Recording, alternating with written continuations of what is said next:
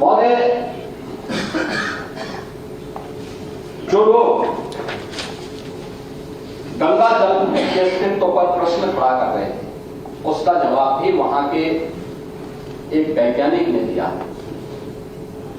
स्नान योग्य ही नहीं, अल्कलाइन वाटर जितना शुद्ध है गंगा का जल।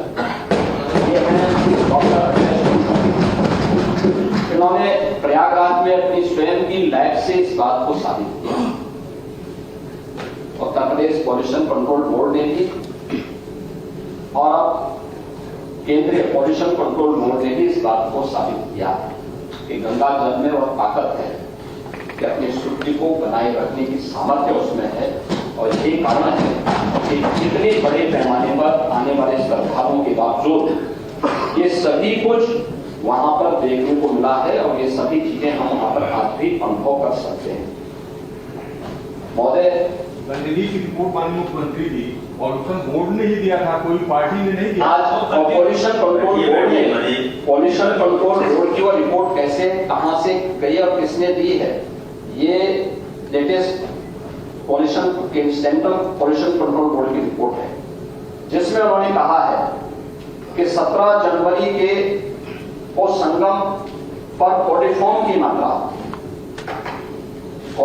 पर 100 ml 2500 से कम होनी चाहिए। इस पे उन्होंने लिखा है कि 780, संगम के बाद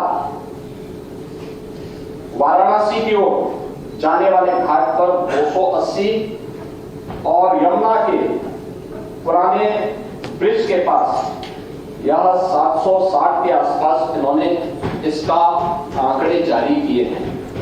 फीकल कोलिफॉर्म की मात्रा, ये फीकल कोलिफॉर्म की मात्रा 2500 100 ml के अंदर ये देखी जाती है।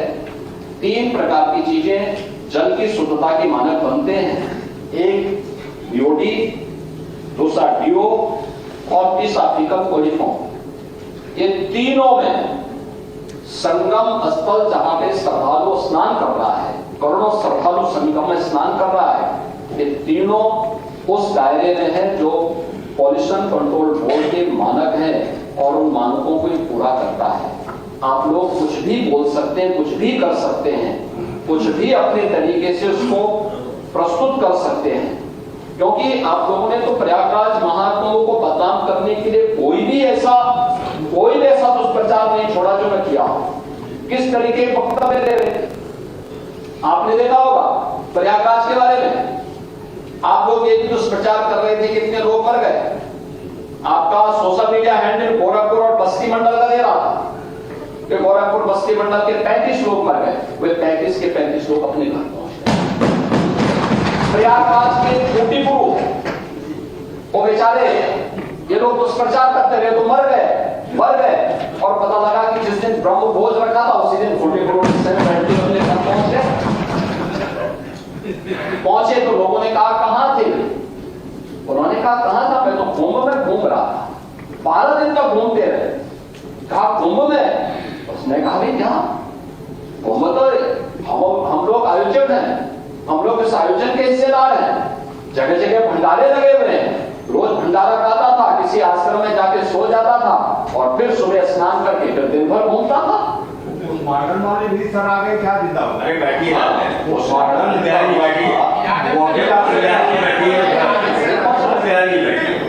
हमने स्पष्ट कहा है प्रयागराज का मेडिकल कॉलेज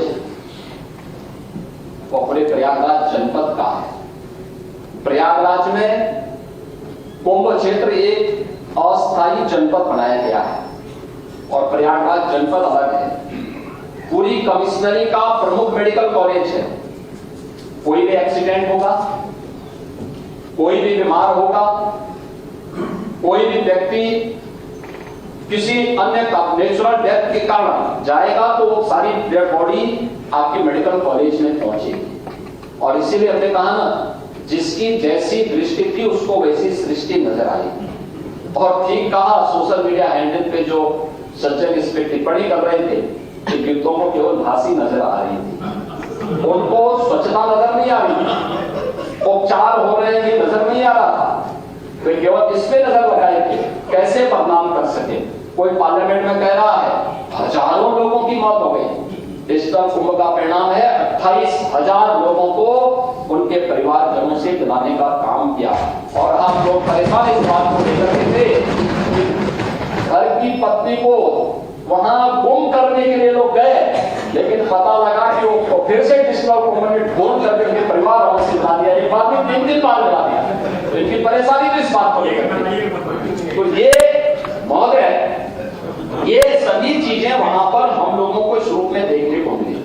लेकिन समाजवादी पार्टी का जो आचरण इस देश से था वह, या कांग्रेस का जो आचरण था वह किसी भी दिशा में भारत को बदनाम करने, और मैं तो बार बार कहता हूं कि आपकी लड़ाई बीजेपी से हो सकती है, लेकिन आप बीजेपी से लड़ते लड़ते कभी भारत से लड़ने लगते हैं। मत लड़िए भारत से, ये देश आपका भी है, जितना अधिकार हमारा है उतना ही आपका भी है। भारत के महापुरुषों के प्रति इस प्रकार की अनर्गल टिप्पणी मत करिए। आज आपका स्वार्थ आया तो आप संविधान की प्रति लेके घूम रहे हैं, लेकिन जब कन्नौज मेडिकल कॉलेज का नामकरण बदलने की बात आई, आपने बाबा साहब भीमराव अम्बेडकर के नाम पर बने हुए मेडिकल कॉलेज का नामकरण हटा करके उसको केवल राजकीय मेडिकल कॉलेज कन्नौज कर दिया। लखनऊ के भाषा विश्वविद्यालय का नाम मान्यवर कांसीराम जी के नाम में था। एक परंपरा थी, किसी सरकार ने रखा, उसको चेंज मत करो। और फिर ये सभी सामाजिक न्याय के पुरोधा है, अपने समाज के लिए उनका कुछ कंट्रीब्यूशन होगा, क्यों आप उनकी आस्था को आहत करते हैं? लेकिन नहीं, इन्होंने उस भाषा विश्वविद्यालय से उनका भी नाम हटा दिया। ऐसे ही सहारनपुर मेडिकल कॉलेज का नामकरण से भी ये लोग सामाजिक न्याय की बात करते हैं। इन्हें जो कॉरिडोर बनाए गए प्रयागराज में, अक्षय वट कॉरिडोर, इनके नेता कहते हैं वो अकबर का किला है। अक्षय वट पहले से है या किला पहले से है?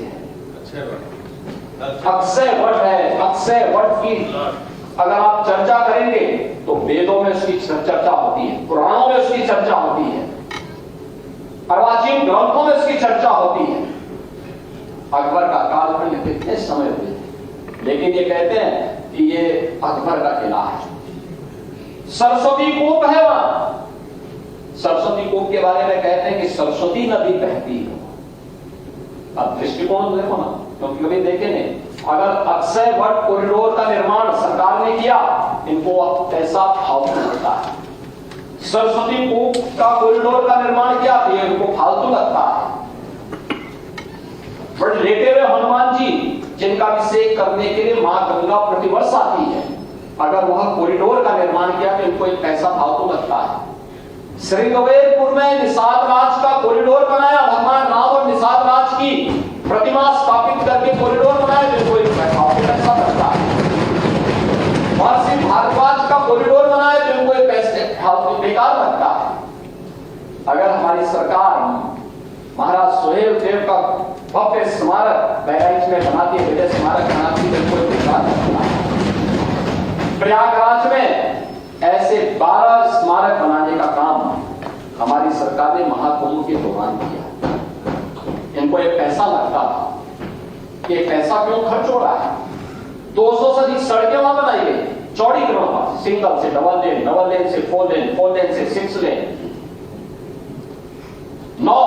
14 फ्लाईओवर बनाए गए, 9 अंडरपास बनाए गए, बेहतरीन कनेक्टिविटी की गई। अगर वहां पे अवस्थापना सुविधाएं इतनी बेहतर नहीं होती तो देश और दुनिया से 64 करोड़ श्रद्धालु क्या प्रयागराज में आ पाते? और जो भी गया, जिसने भी डुबकी लगाई, वह तारीफ करके जरूर गया, खुश होकर के गया, आशीर्वाद देकर के गया, उत्तर प्रदेश के बारे में अच्छी धारणा लेकर के गया। उत्तर प्रदेश के परसेप्शन को सुधारने, भारत के बारे में प्रधानमंत्री जी के विजन को एक भारत श्रेष्ठ भारत में बदलने का सबसे उत्तम माध्यम बना है महाकुंभ। और महाकुंभ के इस आयोजन के साथ हमारी सरकार को जुड़ने का अवसर प्राप्त हुआ। तो डबल इंजन की सरकार उन सभी श्रद्धालु जनों के प्रति कृतज्ञता ज्ञापित करती है जिन लोगों ने अपने परिजनों को खोया, उनके प्रति अपनी संवेदना भी व्यक्त करती है और उनके साथ सरकार खड़ी है। डबल इंजन की सरकार पूरी प्रतिबद्धता के साथ खड़ी है, लेकिन इस पे राजनीति नहीं होनी चाहिए। यह तो अब राजनीति से ऊपर उठकर के उत्तर प्रदेश के सामर्थ्य पर आगे मंथन करने का समय है और उस मंथन के साथ हम आगे बढ़ेंगे इस विश्वास के साथ